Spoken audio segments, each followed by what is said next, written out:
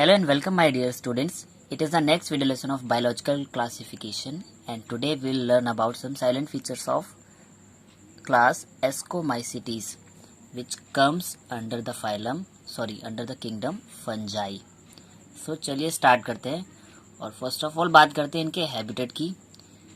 तो इनका जो हैबिटेट है aquatic habitat, they are also present in decaying matter and dry land around the world. Means aquatic habitat में भी present होंगे, डिकेइंग मैटर में भी होंगे और कुछ ड्राई एरियाज में भी ये प्रेजेंट होते हैं। बात करते हैं इनके मोड ऑफ न्यूट्रिशन की। सबसे पहले तो सेप्रोफिटिक मीन्स डेड ऑर्गेनिज्म पे भी ये डिपेंड होंगे, डेड ऑर्गेनिज्म एंड प्लांट्स पे। फिर डीकम्पोजर्स मीन्स ये हमारे ऑर्गेनिक कंपाउंड को उनके बाई प्रोडक्ट्स में डिकम्पोज भी कर सकते हैं अपने न्यूट्रिशन के लिए। पैरासिटिक मोड यानी कि ये एज अ पैरासाइट भी किसी ऑर्गेनिज्म पे रह सकते हैं। और कॉप्रोफिलस एक नई टर्म आ रही है आपके सामने, जहां पर कंडीशन क्या होती है, growing on dung means these animal growing on animal dunks.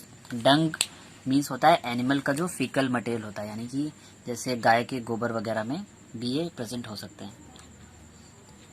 तो हैबिटेट और न्यूट्रिशन के बाद बात आती है फंगल बॉडी की and as I told you fungal body is called as mycelium.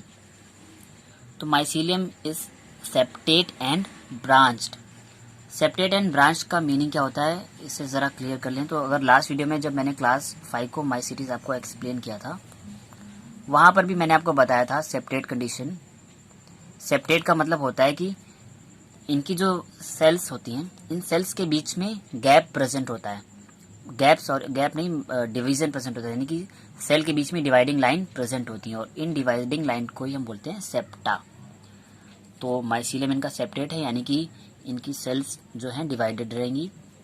And branched यानी कि माइसीलियम में कई ब्रांच निकली होंगी, लाइक ये एक ब्रांच हो गई, एक ब्रांच ये हो गई, ऐसे करके माइसीलियम हमारा ब्रांच भी होगा और सेप्टेट भी होगा, मीन्स सेल भी अपने में आपस में डिवाइडेड होंगी।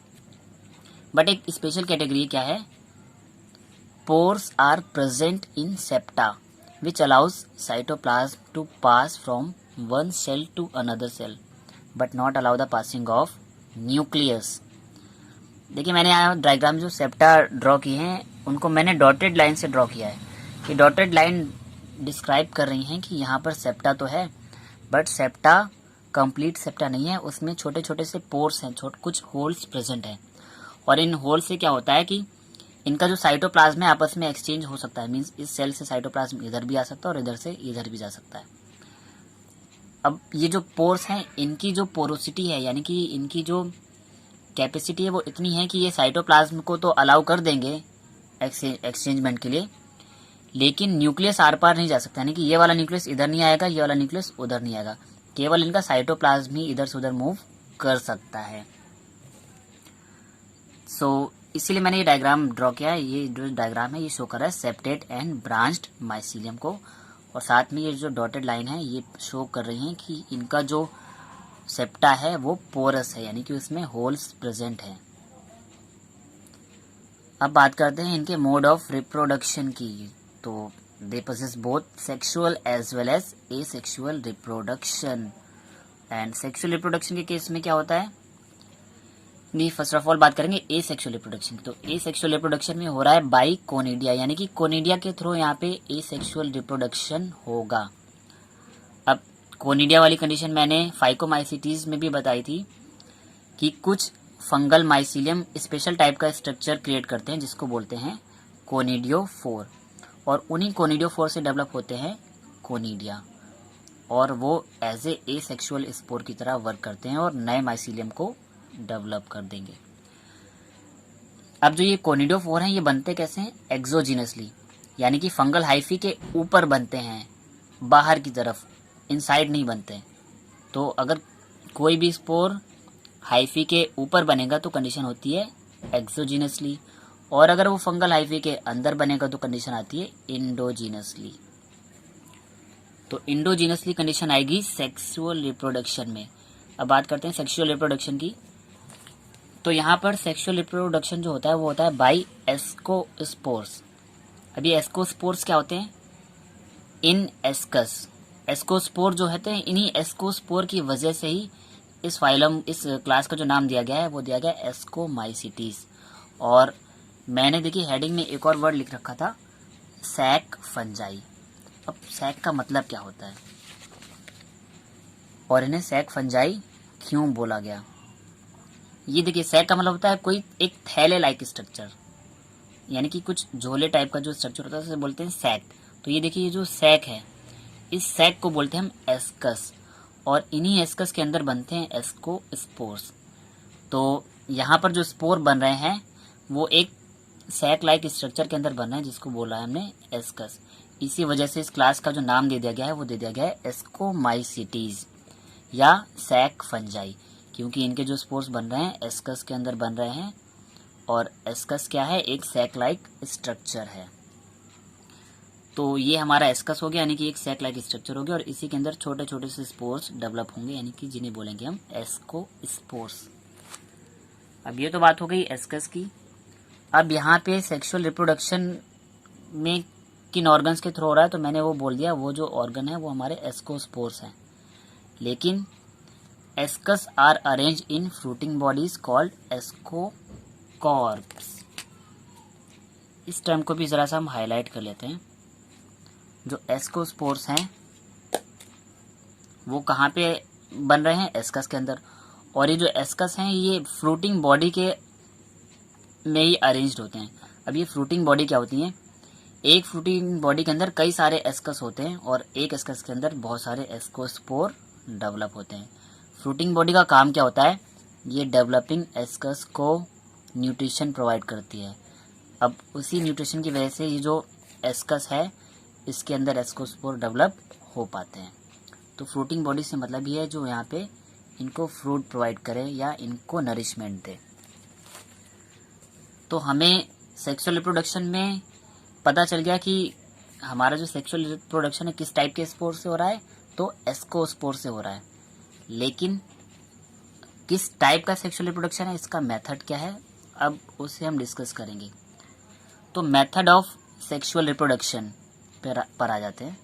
तो जो सबसे पहला मेथड है बाय सोमैटोगेमी एंड गैमेटेंजियल कॉन्टैक्ट। ये दो मोड ऑफ सेक्सुअल रिप्रोडक्शन और बहुत इंपॉर्टेंट है, जिनको मैं अभी की वीडियो में आपको डिस्क्राइब करने वाला हूँ। सोमैटोगेमी को मैं इन शॉर्ट में लूंगा और गैमेटेंजियल को कॉन्टैक्ट को डिटेल में लूंगा। सोमैटोगेमी शॉर्ट में इसलिए ले रहे हैं क्योंकि इसकी जो नेक्स्ट क्लास है बेसिडियोमाइसिटीज, वहाँ पे मैं सोमैटोगेमी को आपको डिटेल में डिस्क्राइब करने वाला हूँ। सो अभी इन शॉर्ट समझ लीजिए, the fusion of two somatic hyphae of different strain acting as a gamete is called somatogamy. Means दो अलग अलग स्ट्रेन का मतलब है दो अलग अलग फंगस के दो अलग अलग हाइफी एक दूसरे के पास में आ जाएं, और वो कैसे हो, सोमैटिक। यहाँ पे जो टर्म आ रही है सोमैटिक, सोमैटिक का मतलब होता है एसेक्सुअल सेल्स, यानी ऐसी सेल्स जो गैमेट नहीं प्रोड्यूस करती हैं। तो अगर सोमैटिक हाइफी यानी कि जो एसेक्सुअल हाइफी हैं वो आपस में कांटेक्ट कर लें और एज ए गैमेट वर्क करने लगें, तो इस कंडीशन को बोलेंगे somatogamy. Means somatic cell working like a gamete, then condition is called somatogamy. तो दो अलग अलग सोमैटिक सेल्स आएंगी और वो एक गैमेट की तरह वर्क करेंगी और एक जाइगोट बनाएंगी। तो भाई हमारी सेल तो सोमैटिक है बट गैमेट फॉर्मेशन हो रहा है, तो इसलिए इसको रख दिया गया है सेक्सुअल रिप्रोडक्शन के अंदर, और जो टर्म दी गई है वो है सोमैटोगेमी। अब बात करते हैं गैमेटेंजियल कॉन्टैक्ट की, यही आज का स्पेशल टॉपिक है। तो अब आप इस रिप्रेजेंटेशन को बहुत ध्यान से देखिएगा। अब गैमेटेंजियल कॉन्टैक्ट में क्या होता है, हमारा माइसीलियम है, माइसीलियम यानी कि हमारी फंगल बॉडी। अब एक ही माइसीलियम के कोई भी दो हाइफी जो हैं वो सेक्सुअल ऑर्गन डेवलप कर लेते हैं।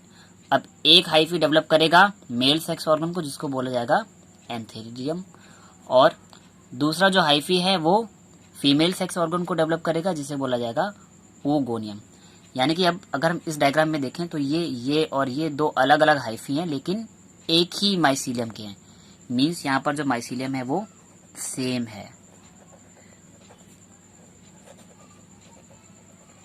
सो we have two hyphae of the same mycelium, one act as a male and another act as a female reproductive organ. तो हमारे पास सिंगल माइसीलियम था और वहां से हमने दो हाइफी मिले, एक बना रहा है मेल रिप्रोडक्टिव पार्ट को जिसको बोला हमने एंथेरिडियम, और दूसरा बना रहा है फीमेल रिप्रोडक्टिव पार्ट को जिसको बोला हमने oogonia। अब एंथेरिडियम डेवलप होगा और रिलीज करेगा मेल न्यूक्लियस, और oogonia रिलीज करेगा फीमेल न्यूक्लियस जिसको कि हम बोलेंगे एग। अब सिंगल न्यूक्लियस होगा यानी कि हैप्लॉइड होंगे तो एन कंडीशन होगी, और अब ये दोनों क्या करते हैं, एक दूसरे के पास आ जाते हैं। अब इस डायग्राम में देखिए, एक तो ये हमने बोल दिया ये वाला जो है एंथेरिडियम हो गया male gamete, sorry male reproductive organ, और ये हो गया oogonia यानी कि फीमेल रिप्रोडक्टिव ऑर्गन। तो ये दोनों हाइफी जो है एक ही फंगस की बॉडी के हैं यानी कि एक ही माइसीलियम के हैं, और एक दूसरे के पास आएंगे, और फिर क्या होगा, ये जो हमारा एंथेरिडियम है एक ट्यूब बनानी स्टार्ट कर देगा, और इस ट्यूब को ये इंसर्ट कर देगा हमारे oogonia में यानी कि इस वाले पार्ट में, यानी कि ये वाला जो हमारा एंथेरिडियम है वो इस oogonia में ट्यूब को इंसर्ट कर देगा, और इसके बाद क्या करेगा, ट्यूब को इंसर्ट करते ही ये अपना जो न्यूक्लियस है वो रिलीज कर देगा oogonia वाले हाइफी में, और oogonia के अंदर फिर इसका न्यूक्लियस चला जाएगा, और जैसे ही oogonia में न्यूक्लियस चला गया तब कंडीशन होगी प्लाज्मोगेमी। प्लाज्मोगेमी का मतलब होता है कि इनका जो प्लाज्मा है फ्यूज कर जाएगा। जैसे ये ट्यूब बनी तो इनका जो साइटोप्लाज्म है वो फ्यूज कर गया, यानी कि साइटोप्लाज्म ट्रांसफर हो गया, मिक्सअप हो गया, और साथ में क्या हुआ कि न्यूक्लियस भी oogonia वाली सेल में चला गया। oogonia वाली सेल में जाने के बाद जो कंडीशन आती है कि यहाँ पर जो सेल है, सेल में साइटोप्लाज्म तो फ्यूज हो चुका है बट अभी न्यूक्लियस दोनों अलग अलग हैं, न्यूक्लियस इनके फ्यूज नहीं हुए हैं। तो प्लाज्मोगेमी के बाद जो अगला स्टेप आएगा कैरियोगेमी, और कैरियोगेमी की कंडीशन में क्या होगा कि अब जो इनके दोनों न्यूक्लियस हैं ये न्यूक्लियस भी आपस में फ्यूज कर जाएंगे, और यहाँ पर एक 2n यानी कि डिप्लॉयड न्यूक्लियस बना लेंगे। तो देखिए यहाँ पे हो गई कैरियोगेमी, और कैरियोगेमी का मतलब है, कैरियो से मतलब होता है न्यूक्लियस और गैमी का मतलब होता है मिक्सिंग। तो अब जब न्यूक्लियस मिक्स होंगे, एक हैप्लॉइड न्यूक्लियस ये और एक ये, तो दोनों हैप्लॉइड न्यूक्लियस मिलकर बना लेंगे जाइगोट या oospore, यानी कि जो 2n बना है ये हमारा क्या है, oospore। ये देखिए ये जो हमारा 2n स्ट्रक्चर बन रहा है ये हमारा oospore है, या फिर इसी को हम बोलते हैं जाइगोट। अब यही जाइगोट जो है डेवलप करेगा स्पोर, और वही स्पोर आगे जाके फिर से डिवाइड करेंगे और क्या बना लेंगे, माइसीलियम, यानी कि नई माइसीलियम बॉडी को जनरेट कर लेंगे।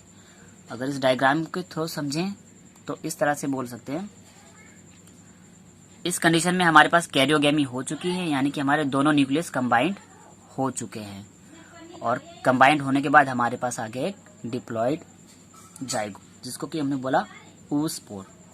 अब ये oospore करेगा मियोसिस, और मियोसिस के बाद ये हैप्लॉइड स्पोर बना देगा यानी कि एन टाइप, और ये हैप्लॉइड स्पोर जर्मिनेट करेंगे, और जर्मिनेट करके डेवलप कर देंगे एक नई फंगल बॉडी को विच इज फंगल माइसीलियम।